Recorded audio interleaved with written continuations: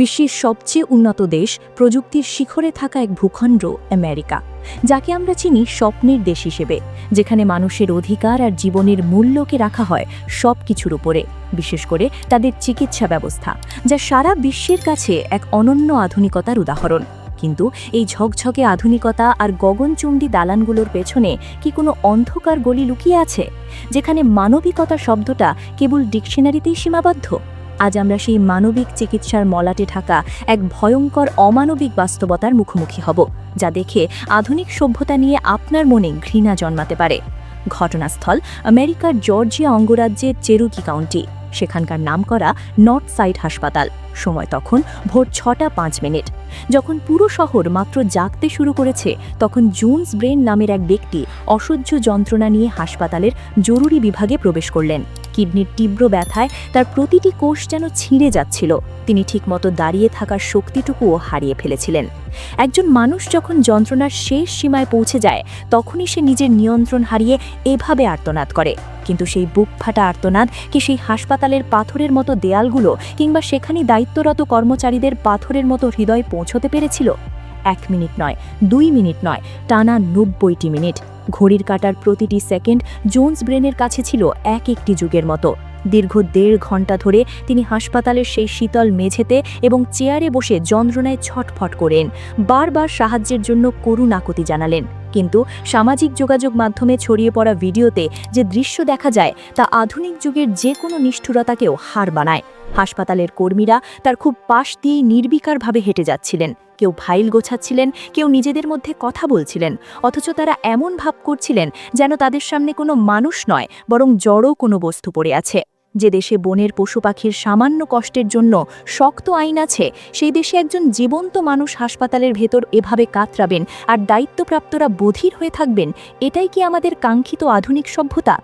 দীর্ঘ প্রতীক্ষা আর অমানবিক অবহেলার পর যখন একজন চিকিৎসকে দেখা মিলল, জোন্স ব্রেন হয়তো ক্ষণিকের জন্য ভেবেছিলেন এবার তার যন্ত্রণার অবসান হবে। কিন্তু সেই চিকিৎসক যে উত্তর দিলেন, তার শারীরিক কষ্টের চেয়েও 1000 গুণ বেশি যন্ত্রণাদায়ক।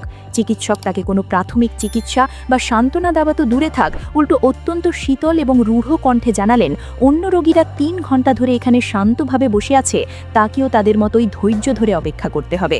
ভেবে দেখুন একবার, শরীরের ভেতর যখন আগুনের মতো ব্যথা দাউ দাউ করে জ্বলছে, তখন একজন রোগীকে যদি বলা হয় শান্ত থাকুন, তবে তার মানসিক অবস্থা কোন পর্যায়ে গিয়ে পৌঁছায়?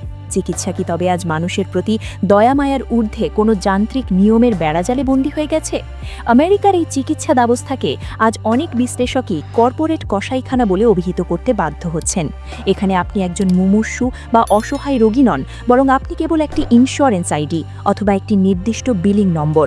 আপনার পকেটে যদি প্রিমিয়াম ইন্স্যুরেন্সের নিশ্চয়তা না থাকে, কিংবা আপনি যদি সিস্টেমের সেই দীর্ঘ লাইনে না দাঁড়ান, তবে আপনার জীবনের বা আপনার যন্ত্রণার কোনো মূল্য নেই এই হাসপাতালের কাছে। সেখানে সেবার চেয়ে প্রোটোকল বড়, আর মানবিকতার চেয়ে নিয়মের কড়াকড়ি অনেক বেশি শক্তিশালী। একজন মুমূর্ষু মানুষের জীবনের মূল্য সেখানে কাগজের হিসেবের কাছে আজ তুচ্ছ হয়ে পড়েছে।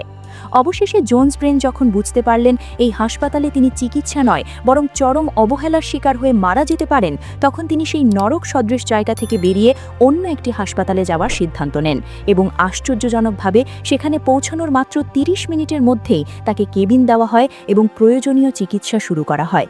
এই বৈপরীত্য আমাদের চোখে আঙুল দিয়ে দেখিয়ে দেয় যে সমস্যা শুধু সিস্টেমের নয়, সমস্যাটা দৃষ্টিভঙ্গির এবং মানবিকতার অভাবের।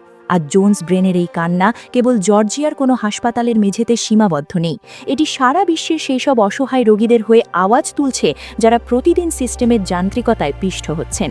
সাদা অ্যাপ্রনের নিচে যদি একটি সহানুভূতিশীল মানব হৃদয় না থাকে, তবে সেই বিশাল আধুনিক হাসপাতাল কেবল একটি প্রাণহীন ব্যবসা প্রতিষ্ঠান ছাড়া আর কিছুই নয়। পরিশেষে একটি প্রশ্ন রেখে যেতে চাই, আমরা কি সত্যি সভ্য হয়েছি? যদি চিকিৎসার মতো মৌলিক প্রয়োজনেও আমাদের এমন নিষ্ঠুরতার সাক্ষী হতে হয়, তবে সেই উন্নয়নের সার্থকতা কোথায়? জোন্স ব্রেনের এই আর্তনাদ আমাদের মনে করিয়ে দেয় যে মানুষের জীবনের মূল্য কোনো সীমানা বা কোনো নির্দিষ্ট দেশের মানচিত্রে আটকে নেই। জীবন সব জায়গাতেই অমূল্য। আমাদের ভিডিওটি যদি আপনাদের বিবেককে নাড়া দিয়ে থাকে, তবে শেয়ার করে অন্যদের সজাগ করুন। আপনাদের মতামত কমেন্ট বক্সে জানাতে ভুলবেন না। নিয়মিত ভিডিও পেতে আমাদের চ্যানেলটি সাবস্ক্রাইব করে পাশে থাকা বেল আইকনটি বাজিয়ে দিন। দেখা হবে পরবর্তী কোনো ভিডিওতে। ততক্ষণ পর্যন্ত সাবধানে থাকুন এবং মানুষের পাশে দাঁড়ান। ধন্যবাদ।